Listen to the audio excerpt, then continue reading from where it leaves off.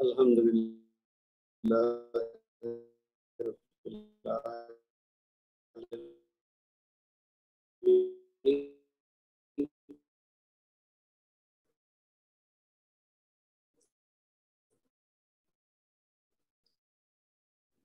والصلاة والسلام على المرسلين سيدنا محمد وعلى آله وصحبه أعوذ بالله رب اشرح لي صدري ويسر لي أمري واحلل عقدة من لساني يفقهوا يسر ولا تعسر وتمم بالخير آمين يا رب العالمين.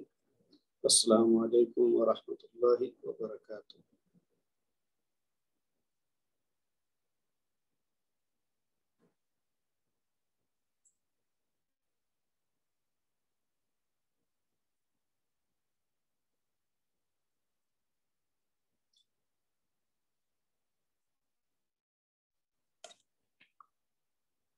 جی آج کا ہمارا دوسرا لیسن ہے اس کورس کا. آپ کو یاد ہوگا پہلے لیسن میں ہم نے بہت ہی ابتدائی چیز کی تھی، یعنی الفابیٹس جو ہوتے ہیں کسی زبان کے، وہ عربی زبان کے جو حروف الہجا جن کو کہتے ہیں، ہم نے ان کی بات کی تھی. وہ وہی ہیں جو زیادہ تر اردو میں بھی استعمال ہوتے ہیں، الف سے لے کر یا تک. پھر ہم نے دیکھا کہ حروف الہجا کے ساتھ ساتھ حرکات ہیں، یعنی زبر، زیر، پیش اور سکون کی علامت جو ہیں. اور پھر جب ان دونوں چیزوں کو ملایا جائے گا تو پھر اس سے الفاظ بنیں گے. تو ہم نے دیکھا تھا کہ جی حروف الہجا جو ہیں وہ 28 یا 29 ہیں. 28 اور 29 کا فرق اس لیے ہے کہ جو حمزہ ہے اور الف ہے وہ بعض حضرات کے قریب ایک ہی چیز ہے اور بعض اس کو الگ الگ سمجھتے ہیں، تو اس وجہ سے وہ فرق ہے. اور فرق کیا ہے الف اور حمزہ کا؟ کہ الف کے اوپر اگر کوئی علامت نہ ہو تو وہ الف کہلاتا ہے، اور جب اس کے اوپر کوئی علامت ہو، کوئی بھی زبر، زیر، پیش یا جزم، تو وہ پھر حمزہ کہلاتا ہے، اس کو الف نہیں کہتے. اور اس کے علاوہ ہم نے دیکھا کہ جو دو زبر یا دو زیر یا دو پیش ہوں تو اس کو ہم کیا کہتے ہیں؟ تنوین. ایک اور بات ہم نے دیکھی کہ جو حرکات ہیں یا علامات ہیں ان کو ہم اردو کے الفاظ تو ہم جانتے ہی ہیں، لیکن ان کو عربی کے جو ان کے نام ہیں وہ بھی ہمیں پتہ ہونے چاہیے. تو زبر کو کہتے ہیں فتحہ، اور پیش کو کہتے ہیں ضمہ، اور زیر کو کہتے ہیں کسرہ، اور جزم بھی کہتے ہیں. اور جو حرف جس کے اوپر کوئی حرکت ہوتی ہے اس کو متحرک کہتے ہیں، اور جس حرف پہ کوئی زبر، زیر، پیش میں سے کوئی علامت نہ ہو بلکہ جزم ہو یا سکون کی علامت ہو تو اس کو ساکن کہتے ہیں. تو یہ چند چیزیں تھیں جو ہم نے پہلے والے لیسن میں پڑھی تھی. امید ہے کہ سب کو یہ کلیئر ہوں گی. اور پھر اس سے متعلق تھوڑا سا ہوم ورک دیا تھا، وہ بہت سارے لوگوں نے کر کے دیا ہے، بھیجا ہے مجھے، اور وہ اس کے بارے میں بہرحال آج کی کلاس کے بعد بات کرتے ہیں. تو آج کا ہمارا جو دوسرا لیسن ہے اس کا موضوع ہے کلمہ اور اس کی قسمیں. اچھا، جیسا میں نے شروع میں بھی کہا کہ حروف الہجا اور حرکات یہ جب الگ الگ ہیں تو ان کے کوئی معنی نہیں ہے، لیکن اگر ان کو آپس میں ایک خاص ترتیب سے جوڑ دیا جائے تو یہ الفاظ بنائے جا سکتے ہیں. یعنی پہلا لیسن جو ہم نے حروف الہجا یعنی الفابیٹس پڑھے اور پھر واولز یعنی حرکات پڑھی، تو اس کا مقصد یہ تھا کہ ان دونوں چیزوں کو ملا کے ہم جو چیز بنائیں گے اس سے ہمارا مقصد ہے. کیونکہ حروف اور حرکات ملیں گی تو کلمہ بنے گا، اور جب ایک سے زیادہ کلمات ملیں گے تو جملے بنیں گے. تو اصل ہمارا جملوں تک پہنچنا، یعنی ہم سینٹینس کیسے ہے اور اگر کوئی جملہ بنانا ہے تو وہ کیسے بنانا ہے. تو اب ہمارا جو نیکسٹ اسٹیپ ہے یعنی آج کے لیسن کا، اس میں ہم نے دیکھنا ہے کہ کلمہ کیا ہے. تو حروف الہجا اور حرکات اپنی اپنی جگہ پہ یہ بے معنی ہوتے ہیں، ان کا کوئی مطلب نہیں ہوتا، لیکن جب ان دونوں چیزوں کو ملاتے ہیں تو پھر اس سے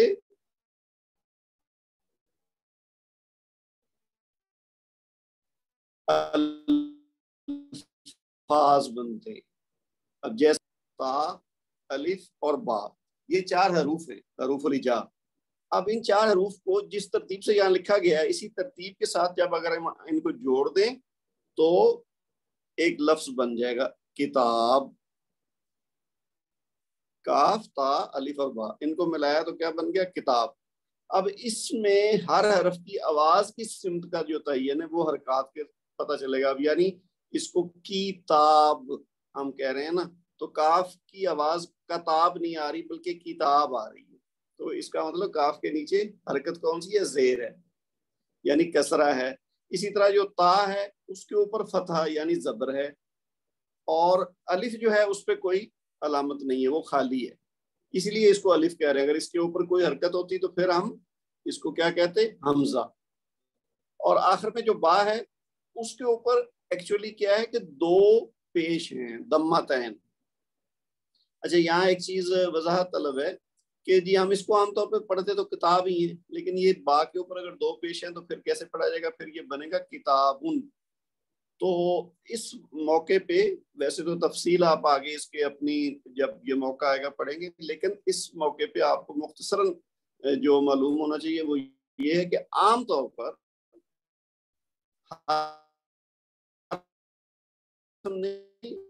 लेकिन आम तौर पर जो इसमें होती है 2 पेश होती है, तो हुए हम उसको साकिन कर देते हैं।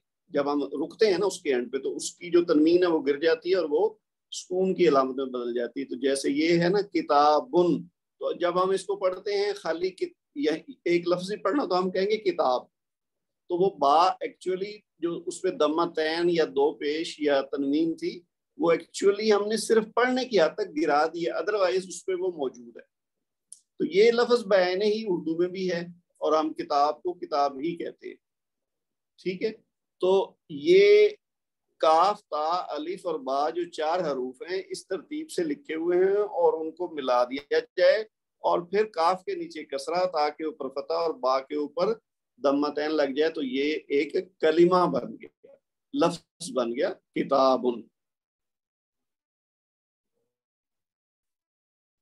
अच्छा, हर जुबान अल्फाज का मजमुआ होती है। अल्फाज बेमाना भी होते हैं और बामाना भी होते हैं। ठीक है, जैसे उर्दू में आम गुफ्तगू करते हुए हम कहें कि आओ रोटी शोटी खा लो, तब यहाँ पे जो रोटी है वो तो बामाना लफ्ज है, हम जानते हैं कि रोटी क्या चीज है, लेकिन जो साथ शोटी कहा गया है ये बेमाना लफ्ज है। ये साथ ऐसे ही रवानी में बोलते हैं हम। ये एक मिसाल है, और भी जैसे चाय शाय कह देते हैं, तो वो भी शाय जो है वो बेमाना है, चाय बामाना है। तो बेमाना लफ्ज जो है ना वो कहलाता है मोहमल, मोहमल। जबकि बामाना लफ्ज को अरबी जबान में कलिमा कहते हैं। असल चीज ये थी जहां तक हमने पहुंचना था कि जैसे हमने पिछले लेसन में हरूफ और हरकत पढ़ी थी, अब हमने आज क्या सीखा है कि कलिमा क्या होता है। यानी वही चीज है जो लफ्ज कहते हैं ना हम आमतौर पे उर्दू में, तो वही अरबी में उसको प्रॉपर जो लफ्ज है वो है कलिमा, इंग्लिश में जिसको वर्ड कहते हैं। तो कलिमा जब यानी हरूफ मिलेंगे और हरकत उस पर लग जाएगी तो एक बामाना जो लफ्ज बनेगा वो कलिमा कहलाएगा। जो बेमाना होगा उससे हमारा ताल्लुक नहीं, वो मोहमल कहलाता है।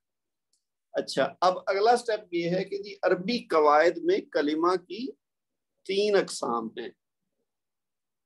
जब हमें पता चल गया कि कलिमा क्या चीज है, तो अब अगली चीज हमने देखनी है कि कलिमा क्या एक ही तरह का होता है या इसकी कई अकसाम है। तो इसकी 3 किस्में हैं, और ये एक्चुअली सारी चीजें जो हम अभी देख रहे हैं ये आप लोगों में से सबको या तो पता होंगी या अक्सरियत को पता जरूर होंगी। तो जिनको नहीं पता है वो बस गौर करते जाएं, क्योंकि हमने ये इंग्लिश ग्रामर में पढ़ी हैं चीजें, उर्दू ग्रामर में भी पढ़ी हैं, और अरबी ग्रामर अगर किसी ने पहले किसी स्टेज पे पढ़ी है तो उसको भी याद होगा। तो ये मिलती जुलती चीजें होती हैं। अभी हम स्टेप बाय स्टेप ये बिल्डअप कर रहे हैं चीजों को, तो आगे आगे जो बढ़ेंगे तो फिर इन चीजों का आगे इस्तेमाल होना है। तो ये आपने गौर से देखते हुए इनको समझते जाना है। तो कलिमा की जो 3 अकसाम है वो कौन कौन सी हैं? पहली है इस्म, जिसको हम इंग्लिश में नाउन कहते हैं। اور دوسری قسم ہے کلمہ کی فعل، جس کو ہم ورب کہتے ہیں، اور تیسری اور آخری قسم جو ہے کلمہ کی وہ ہے حرف، اس کو آپ پارٹیکل بھی کہتے ہیں، لیٹر بھی کہتے ہیں، پریپوزیشن بھی کہتے ہیں، لیکن بہرحال ان کا جو عربی میں پراپر نام ہے اسم، فعل اور حرف، اور اردو میں بھی ہم ان کو انہی ناموں سے جانتے ہیں، یہ کوئی ڈیفرنٹ نہیں ہے۔ اچھا، اب ہم ان تینوں جو اقسام ہیں کلمہ کی، ان کو ون بائی ون تھوڑی سی تفصیل دیکھتے ہیں ان کی کہ اسم کیا چیز ہے۔ اچھا، اسم وہ کلمہ ہے جو کسی انسان، حیوان، چیز، جگہ یا کام کا نام بتا رہا ہو۔ اچھا، انسان، حیوان، چیز، جگہ، یہ تو سمجھ میں آتی ہے بات، لیکن یہ جو کام کا نام ہے نا، یہ ممکن ہے تھوڑا سا کچھ لوگوں کو لگا ہو کہ جی کام کا نام کیا ہوتا ہے۔ تو کام کا نام مطلب ہے کہ جو فعل ہم کرتے ہیں، ایک تو ہے نا کہ اس کے اندر زمانہ موجود ہو کہ جی اس نے کھانا کھایا، اب یہ تو ہے ایک عمل جس میں پتہ چلا کہ جی اس نے کچھ ٹائم گزر گیا، اس نے کھانا کھایا، لیکن اس میں جو کھانا کھانے کا عمل ہے وہ ایکچولی فعل نہیں بلکہ اسم کہلائے گا۔ مثلا جو کھانا جو ہم کھا رہے ہیں، جو میل ہے یا فوڈ ہے، وہ تو اسم ہے، لیکن اس کو کھانے کا جو عمل ہے، ہم اردو میں چونکہ کھانے کو بھی کھانا کہتے ہیں اور کھانے کے عمل کو بھی کھانا کہتے ہیں، ہم کہتے ہیں نا وہ کھانا کھا رہا ہے، تو جو کھانے کا عمل ہے وہ اصل میں اسم ہے۔ جیسے بیٹھنا ہے، اب بیٹھنا عمل ہے نا ایک، یعنی کام ہے بیٹھنا، اور اس کام کا جو نام ہے وہ ہے بیٹھنا یا اٹھنا یا چلنا، صحیح ہے، یہ سارے جو کام ہیں یہ بھی اسم ہے۔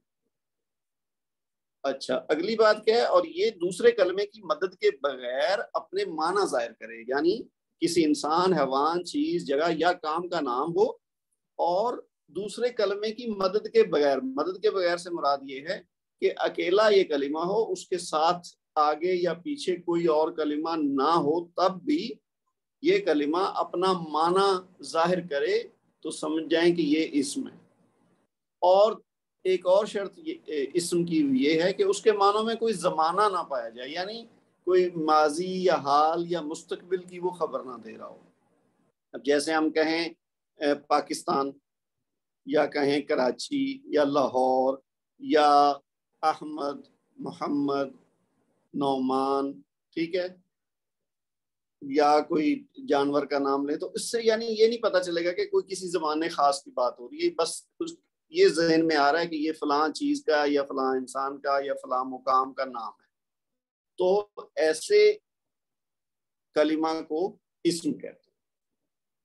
ٹھیک ہے جی۔ اچھا، یعنی اس میں جو زمانہ ہے ماضی، حال یا مستقبل نہ پایا جائے۔ اب اس کی مثالیں دیکھ لیجئے، یہاں جو لکھی ہوئی ہیں، کتاب، وہ ہم نے اوپر بھی بات کی تھی، یہ ایک چیز کا نام ہے، ٹھیک ہے۔ قلم جو ہے یہ بھی ایک چیز کا نام ہے۔ ابراہیم کسی انسان کا نام ہے، بیت کسی جگہ کا نام ہے، تو یہ ساری مثالیں اسم کی ہیں۔ اب دوسری چیز جو ہے، دوسری قسم جو ہے اس کی کلمہ کی، وہ ہے فعل یعنی ورب۔ اچھا، فعل وہ کلمہ ہے جس میں کسی کام کے ہونے کا ذکر ہوتا ہے، یہ بھی دوسرے کلمہ کے بغیر اپنے معنی ظاہر کرتا ہے، یعنی جیسے ہم نے اسم کی ڈیفینیشن دیکھی ہے نا کہ وہ بغیر کسی دوسرے کلمہ کی مدد کے اپنا معنی ظاہر کرتا ہے، تو بعین ہی فعل بھی اپنے کسی دوسرے کلمے کی مدد کے بغیر اس کے معنی کا پتہ چل جاتا ہے۔ لیکن اس میں اضافی چیز کیا ہے کہ اس کے معنوں میں تینوں زمانوں یعنی ماضی، حال، مستقبل میں سے کوئی ایک زمانہ ضرور پایا جاتا ہے۔ یہ اسم اور فعل میں فرق ہے کہ اسم میں باقی چیز یہی ہے جو فعل والی ہے، لیکن اس میں زمانہ نہیں پتہ چلتا، اس میں ایک کوئی نہ کوئی زمانہ پایا جاتا ہے ان تینوں میں سے، ماضی، حال یا مستقبل میں سے۔ تو جیسے یہاں مثالیں دیکھیے آپ، ناصرہ، اب یہ جو لوگ عربی سے بالکل واقف نہیں نا، ان کے لیے سمجھنے کہ یہ پہلا مقام آیا ہے ہماری پچھلی کلاس اور اب کی کلاس میں اب تک، کہ جو ایک ایسی چیز ہوگی جو ان کو نہیں لگے گی، جن کو عربی سے بالکل واقفیت نہیں۔ ناصرہ، اس کا مطلب ہے اس ایک مرد نے مدد کی، ٹھیک ہے، یعنی اس کو اگر ہم انگلش میں کہنا تو ہم کہیں گے ہی ہیلپڈ، یعنی پاسٹ ٹینس ہے، ہی ہیلپڈ۔ خالی ہیلپڈ کہیں گے تو اس میں چونکہ یعنی جینڈر جو ہے وہ مرد بھی ہو سکتا ہے عورت بھی ہو سکتی ہے، تو لہٰذا ہمیں کہنا پڑے گا انگلش میں ہی ہیلپڈ۔ اور اگر اردو میں ہم اس کا ترجمہ کریں گے کہ جی اس نے مدد کی، تو اب اس جینٹس کے لیے بھی ہوتا ہے اور فیمیلز کے لیے بھی ہوتا ہے۔ یعنی اگر میں کہوں اس نے مدد کی تو پتہ نہیں چلے گا کہ یہ عورت کی بات ہو رہی ہے مرد کی بات ہو رہی ہے، تو ہمیں کہنا پڑے گا اس مرد نے مدد کی یا اس آدمی نے مدد کی۔ لیکن عربی میں ایک ہی لفظ ہے نصارہ، یہ خود ہی بتا رہا ہے پوری بات کہ یہ میل کی بات ہو رہی ہے، فیمیل کی بات نہیں ہو رہی۔ تو نصارہ کا مطلب ہے اس ایک مرد نے مدد کی۔ تو اب یہ کیا ہوا، یہ فعل، کیونکہ ہمیں پتہ چل رہا ہے کہ ایک تو اس کا معنی سمجھ آ رہا ہے، دوسری بات کیا ہوئی ہے کہ اس میں زمانے کا پتہ چل رہا ہے کہ یہ ماضی کا زمانہ ہے، یعنی اس نے مدد کی، یعنی یہ ایسا کام ہے جو ہو چکا ہے۔ پھر دوسری مثال ہے یخرجو۔ یخرجو وہ ایک مرد نکلتا ہے یا نکلے گا، یہ دونوں معنی دے گا۔ یعنی اگر آپ نے کہنا ہو کہ وہ آدمی نکلتا ہے یا کہنا ہو کہ وہ نکلے گا، تو دونوں صورتوں میں عربی میں کہیں گے یخرجو۔ یہ جسٹ فعل کی مثال کے طور پر بتایا جا رہا ہے، ورنہ ان چیزوں کو کیسے یہ بنتے ہیں لفظ اور ان کا یہ ناصرہ کیسے بنے گا اور یخرجو کیا ہے، یہ اپنے مقام پہ جا کے اس کی تفصیل ہم ساری پوری سیکھیں گے۔ فی الحال آپ مثال کے طور پر یعنی اس کو سمجھ لیں کہ بس یہ فعل کی مثال ہے کہ ناصرہ ماضی کا ہے، یخرجو حال بھی ہے اور مستقبل بھی ہے۔ تو یہ دوسری مثال ہوگی فعل کی۔ اور تیسری مثال ہے داخلہ، وہ ایک مرد داخل ہوا، یہ بھی ماضی ہے۔ تو یہ تین مثالیں ہو گئی فعل کی یعنی ورب کی۔ اب جو تیسری اور آخری قسم ہے کلمہ کی وہ ہے حرف۔ اچھا، حرف ایسا کلمہ ہے جسے جب تک کسی دوسرے کلمہ سے نہ ملایا جائے اس کے معنی پورا طرح سمجھ نہیں آتے۔ یعنی یہ مختلف ہے اسم سے بھی اور فعل سے بھی۔ اسم اور فعل اپنی اپنی جگہ پہ اپنا معنی ظاہر کرتے ہیں کسی اور کلمہ کی مدد کے بغیر۔ تو حرف جو ہے اس کو کسی اور کلمہ کی ضرورت ہوتی ہے اپنا معنی بتانے کے لیے۔ یہ اکیلا بے معنی ہے، یعنی بے معنی ایسا سچ نہیں ہے، لیکن پوری طرح پتہ نہیں چلتا کہ اس کا مطلب کیا ہے جب تک کہ اس کے ساتھ کوئی اور کلمہ نہ ملایا جائے۔ اس کی مثالیں دیکھیے مزید واضح کرنے کے لیے کہ پہلی مثال ہے جی من۔ من کا مطلب ہوتا ہے سے، انگلش میں ہم کہتے ہیں فرام، ٹھیک ہے۔ الا اس کا مطلب ہے تک، انگلش میں اس کو کہتے ہیں ٹو۔ اور فی کا مطلب ہے میں، جس کو انگلش میں ہم کہتے ہیں ان۔ پھر اگلی مثال ہے من، اس کو اردو میں کہتے ہیں کون، یعنی انگلش میں جس کو کہتے ہیں ہو، تو من۔ اور آخری مثال ہے آئینہ، اس کا مطلب ہوتا ہے کہاں یعنی ویئر۔ تو یہ جو 5 حروف دیے گئے ہیں یہ ہیں حرف کی مثالیں۔ اور آپ نے دیکھا ہوگا کہ یہ پانچوں کے پانچے ایسے حروف ہیں ان کا اپنے طور پر کچھ بات پوری واضح نہیں ہو رہی، سے تک میں کون اور کہاں، لیکن اب انہی حروف کو اگر ہم کسی اور کے ساتھ ملا دیں، کسی کلمہ کے ساتھ ملا دیں تو پھر یہ اپنا معنی واضح کر دے گا۔ جیسے نیچے دیکھیے لکھا ہوا ہے من البیتی، اب وہی جو من تھا نا اوپر من، اس کے ساتھ البیت لگا ہے، بیت کہتے ہیں گھر کو، تو من البیتی گھر سے۔ اب یعنی وہ سے جو ہے نا وہ اپنے معنی دے رہا ہے کہ یعنی گھر سے، فرام دا ہوم، کہ یعنی کوئی بات کرنا چاہے اور وہ کہے کہ جی میں گھر سے آفس جا رہا ہوں، تو اب وہ جو سے کا لفظ بیچ میں آیا ہے نا وہ اپنے معنی دے رہا ہے کہ کیا اس سے مراد ہے۔ لیکن اگر خالی کوئی کہے سے تو اس سے کوئی پتہ نہیں چلے گا۔ اسی طرح دوسری مثال وہ جو الہ تھا اس کو اب الہ کو ساتھ المسجد لگایا ہے، تو الہ کا مطلب ہے تک، اکیلا اس کا کوئی معنی نہیں پتہ چل رہا، لیکن جب ہم کہیں نا الی المسجدی تو اس کا مطلب ہے مسجد کی طرف یا مسجد تک۔ یعنی اگر کوئی بتائے کہ جی وہ مسجد تک گیا ہے یا مسجد کی طرف گیا ہے تو اب وہ الہ جو ہے سمجھ میں آ رہا ہے کہ اس کا مطلب کیا ہے، کہنے والا کیا کہنا چاہ رہا ہے۔ اسی طرح فی جو ہے اس کو اگر ہم استعمال کریں اور اس کے ساتھ ایک دوسرا کلمہ ملائیں تو یہ ہے البستان، بستان کہتے ہیں باغ کو۔ تو فی اگر خالی کہیں میں تو یہ بے معنی ہے، لیکن اگر ہم کہیں فی البستانی تو اس کا مطلب باغ میں، ٹھیک ہے۔ کوئی کہے جی میں باغ میں بیٹھا تھا، یا باغ میں پرندے ہیں، یا باغ میں پھل پڑے ہوئے ہیں، تو وہ اب فی کا جو معنی ہے وہ سمجھ میں آ رہا ہے کہ کہنے والا کیا کہنا چاہ رہا ہے۔ اسی طرح جو من ہے، من کا مطلب ہے کون، اگر کوئی خالی کہے کون تو سمجھ نہیں آئے گی کہ وہ کیا کہنا چاہ رہا ہے، کس کے بارے میں پوچھ رہا ہے، لیکن جب کہے من انتا تو اس کا مطلب وہ اپنے سامنے والے کسی سے پوچھ رہا ہے کہ تم کون ہو۔ انتا کا مطلب ہے تم، اور من کا مطلب ہے کون۔ اسی طرح آئینہ جو ہے اکیلا ہے تو اس کا مطلب ہے کہاں، لیکن اگر کہا جائے آئینہ انتا تو اس کا مطلب کوئی پوچھ رہا ہے اپنے مخاطب سے کہ تم کہاں ہو اس وقت، ٹھیک ہے، آئینہ انتا تم کہاں ہو۔ تو یہ ہیں حروف۔ تو ہم نے کیا دیکھا، اسم، فعل اور حرف، ان تینوں کی ہم نے تعریف سمجھی تھوڑی تفصیل سے۔ امید ہے کہ اگر کسی کو پہلے نہیں بھی پتا تھی تو وہ بات یہ واضح ہو گئی ہوگی۔ اچھا، اس کے بعد اب آخری جو حصہ ہے آج کے لیسن کا وہ ہے ابھی جو آپ اسکرین پہ دیکھ رہے ہیں کہ اسم کے متعلق اہم ترین 4 باتیں۔ یہ اب اہم ترین کیوں ہیں؟ اس لیے کہ آنے والے وقت میں ہم نے یہ آگے جا کے جتنا حصہ پڑھنا ہے ان میں ان 4 چیزوں کی تفصیل ہم نے سمجھنی ہے۔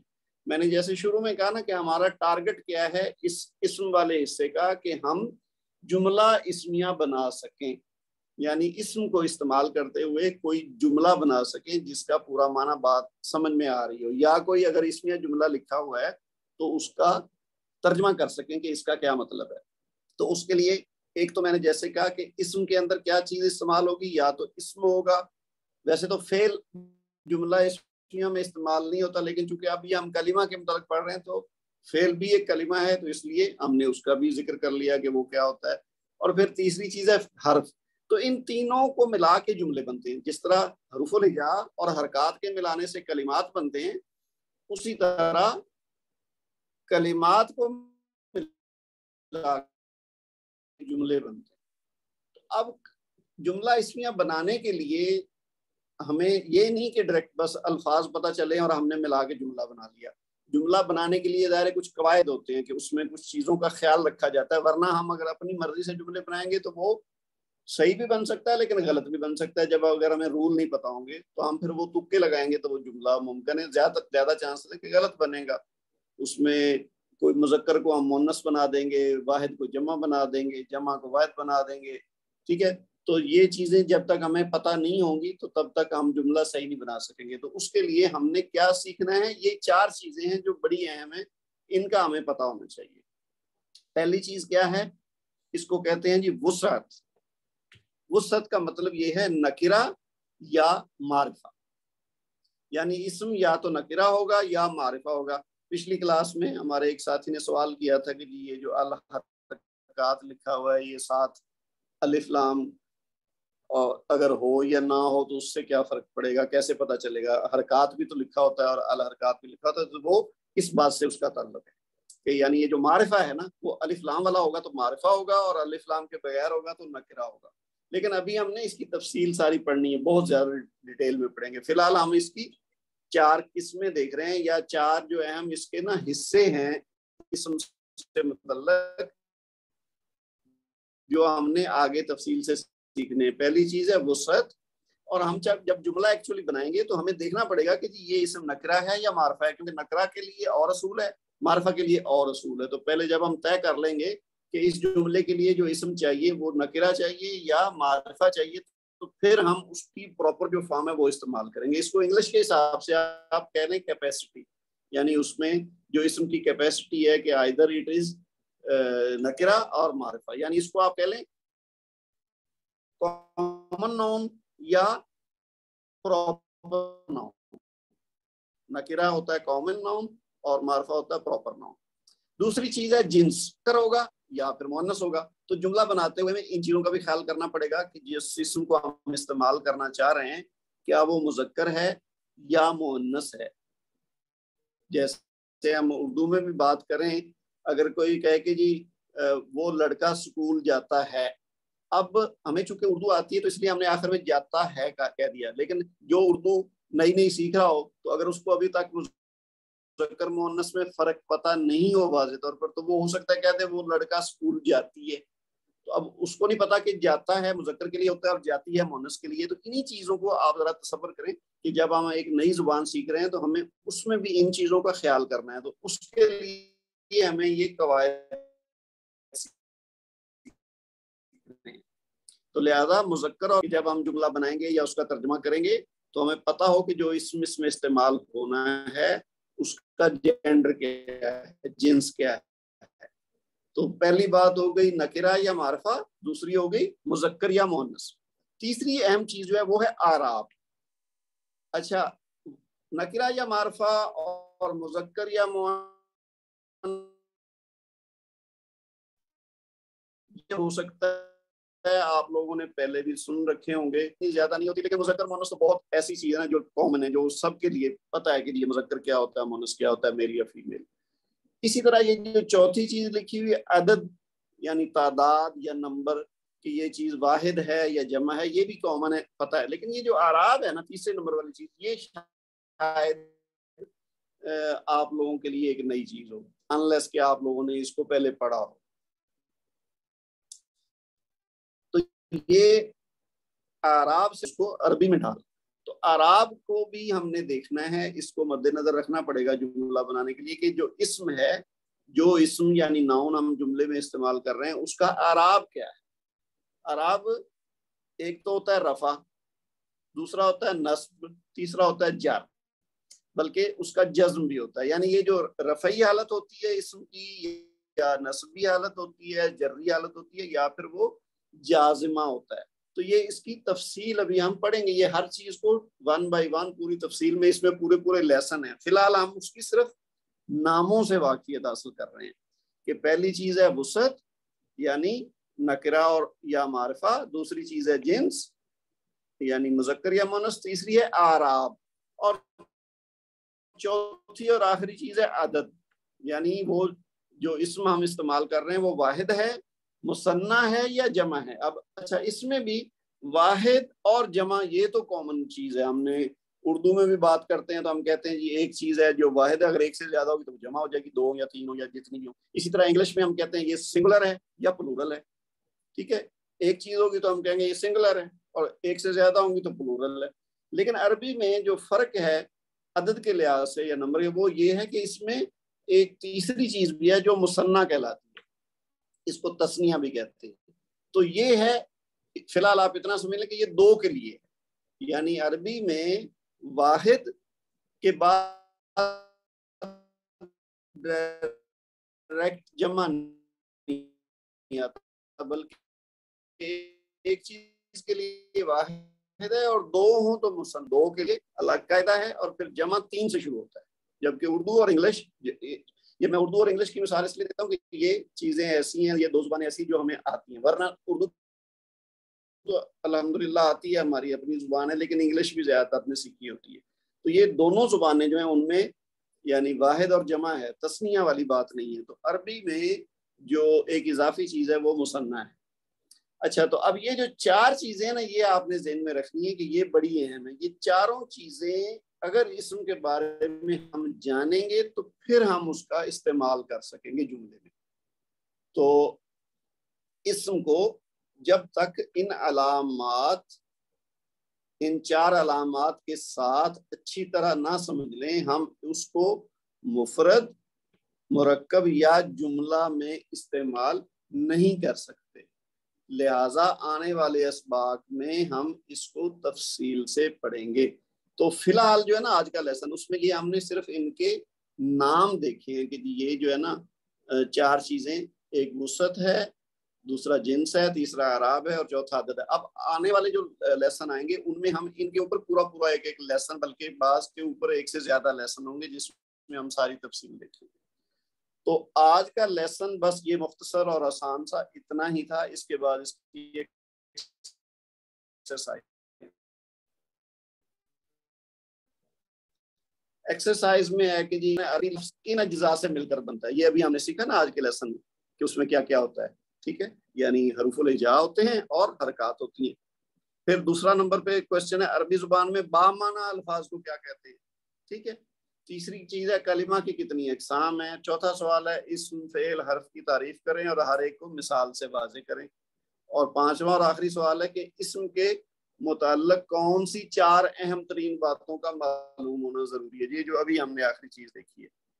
और फिर आपने ये देखना है कि ये जो नीचे चार्ट दिया हुआ है ना, ये कलिमात दिए हुए हैं पहले वाले कॉलम में, ये कलिमात दिए हुए हैं और आगे 3 कॉलम और बने हुए, एक इस्म है, एक फेल है, एक हर्फ है। तो आपने इधर से देखना है कलिमा, और फिर ये अगर इस्म है तो यहाँ पे टिक कर देंगे, अगर फेल है तो यहाँ पे कर देंगे, और हर्फ है तो यहाँ पे कर देंगे, ठीक है। तो इसमें आप देखिए कि पहले अलहम्दु, अलहम्दु क्या है, इसका मतलब है तमाम तारीफें। तो ये साफ नजर आ रहा है कि ये इस्म है, तो हम क्या करेंगे, यहाँ पे इसको टिक कर देंगे। फिर अर्रहमान, ये भी इसमें, क्योंकि ये बहुत ज्यादा रहम कर रहे हैं। हम कैसे पहचान रहे हैं, क्योंकि इसमें माना नहीं है और अपना माना ये खुद बता रहा है, तो ये लिहाजा ये भी इसम हो गया। फिर नअबुदु, हम इबादत करते हैं। अब देखिए ऊपर वाले 2 से ये मुख्तलिफ कैसे है कि इसमें इबादत करने का अमल है, और साथ ये भी पता चल रहा है कि ये मौजूदा ज़माने की बात हो रही है, यानी प्रेजेंट हाल की बात हो रही, तो लिहाजा ये फेल है। अभी हमने इस्म फेल हरफ की डेफिनेशन पढ़ी है ना, तो उसके हिसाब से फिर आप ये देखिए जो बा है, बा का क्या मतलब है, साथ। अब ये साथ, चूंकि जब तक इसके साथ कोई कलिमा और नहीं होगा तो ये अपना को माना वाज़े नहीं कर रहा, तो लिहाजा ये हर्फ है। तो इसी तरह ये आपने पूरा चार्ट फिल करना है। तो ये वाला पेज, इस पे जो कुछ भी है ये आपका होमवर्क है, और इसके साथ ही हमारा जो आज का लेसन है।